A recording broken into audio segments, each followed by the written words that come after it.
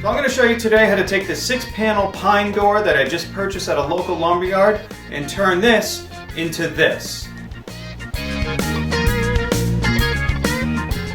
So let me show you how I'm going to do it. The first thing I wanted to do was strip the door from the jamb, so I laid it out on the bench, popped out the pins, and took the door out of the jamb. I'll save that for a later time. Now that I have the door laid on the bench, I want to remove the panels where I want to insert the glass. There's really no need for accuracy here, so I just blasted it out with my jigsaw.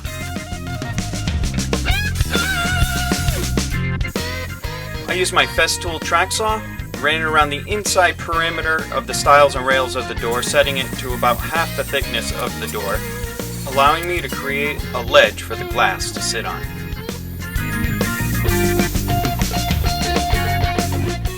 Then I used my Bosch multi-tool to just clean out the corners.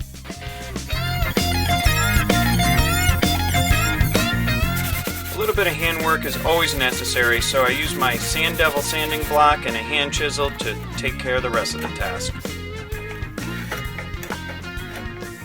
So it looks like my wife wants to use one of these old lock sets on this door, which is not compatible with a pre-board door. Looks like we have a little bit of work to do. So I laid out this mortise lock that my father probably pulled off a job 30 or 40 years ago, and then I took my jigsaw and cordless drill and just hogged it out until the mortise lock would fit inside the edge of the door.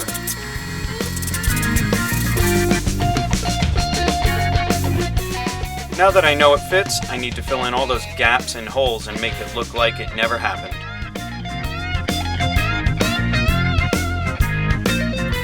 So I cut up some slivers of wood. I used my Fast Cap 2P10 adhesive because time is of the essence and I didn't want to wait for wood glue to dry.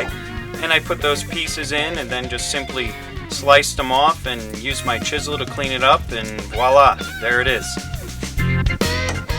Now I need to fill in the 2 1/8 inch holes on each side of the door. My home shop is unique in that I quite often use it in conjunction with my mobile shop, and since my spin sander is mounted in my truck, I needed it to sand those wood plugs I'm going to be inserting on each side of the door. Again, I used the same method. I rolled the edges of the plugs into the 2P10, hammered them right into the edge of the door, and then I sprayed the activator around it after.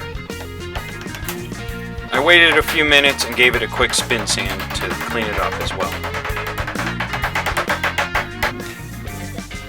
Alright, this is the scary part. This is where you take a perfectly good door and beat it up a little bit. Maybe use tools you don't like. I don't know. Use whatever you want to do. I got a chainsaw chain,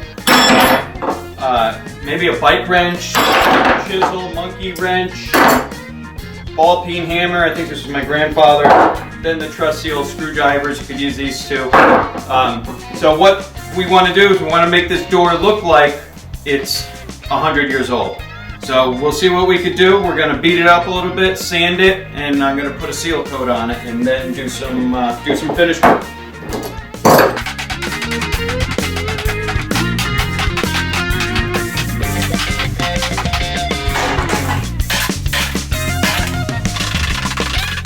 After I got through beating up both sides of the door, I'm putting some screws into my bench top to elevate the door off the bench to allow me to easily finish the door.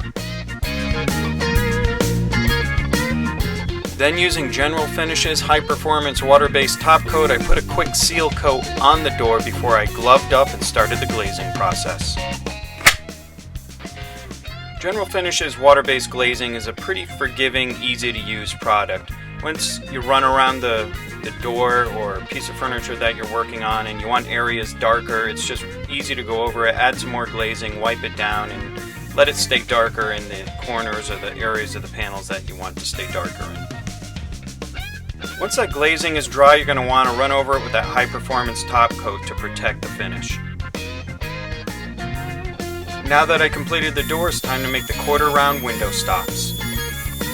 I ran the quarter round on my Excalibur router table and then I ripped them off on my table saw. Now it's time to pre-fit the glass and cut the stops to fit the opening. Now, I could use a chop saw, but I am always looking for a reason to use my old school guillotine trimmer. There's really nothing that leaves a clean edge like one of these lion trimmers. So the tricky thing with this old hardware is that none of it is really made to go together. I just kind of found a bunch of mishmash parts and had to make them work. So it's time to get creative. So I pulled out the Dremel to make the hole larger in this brass plate so the doorknob would fit inside of it.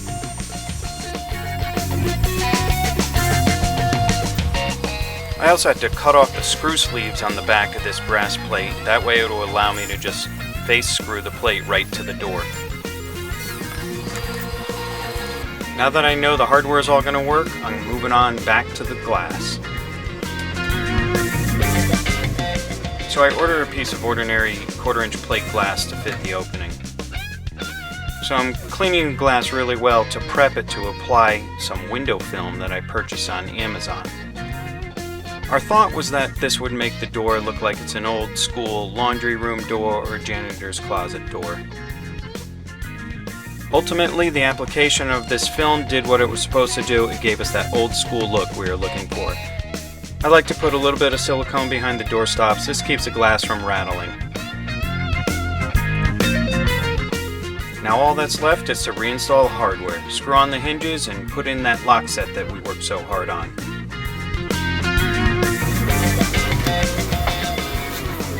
Don't forget to use that self-centering bit so you don't strip out those old flathead screws. There it is, we're good to go. Time to install the door in the jamb. I'm Brian Way, and I want to thank you for watching my video. If you want to see what I believe to be the fastest way to install a pre-hung door, click on this link right here. Otherwise, if you like this video, please subscribe. If not, please subscribe anyway. I really appreciate it.